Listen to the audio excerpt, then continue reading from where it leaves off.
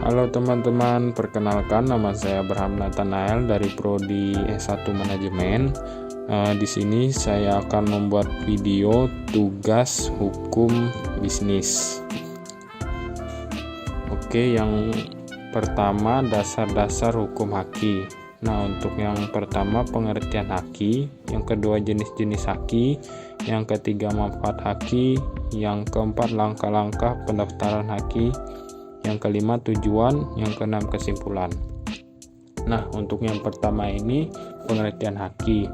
Haki atau hak kekayaan intelektual adalah hak legal yang melibatkan keberlanjutan hak cipta, hak paten, hak merek dagang, dan hak kekayaan intelektual lainnya untuk melindungi karya intelektual atau produk inovatif.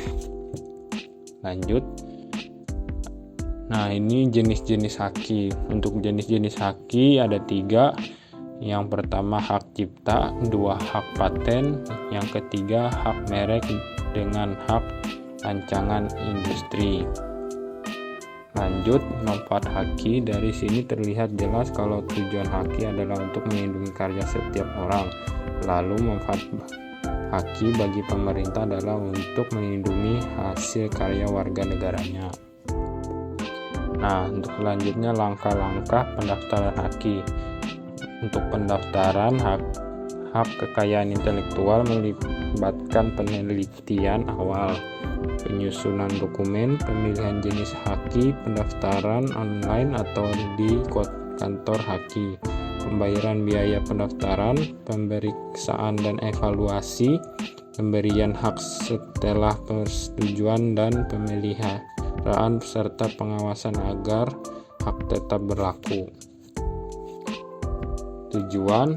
Untuk tujuannya, hak kekayaan intelektual haki bertujuan memberikan pengakuan dan perlindungan hak kepada pencipta atau inovator, mendorong kreativitas, melindungi hak eksklusif, dan merangsang pertumbuhan ekonomi melalui inovasi.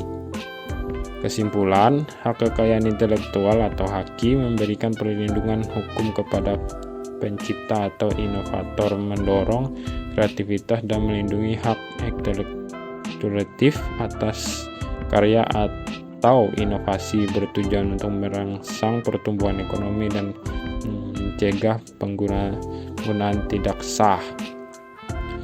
Ini untuk contoh surat pencatatan ciptaan. Bisa kita lihat. Nah, mungkin segitu saja presentasi dari saya. Terima kasih.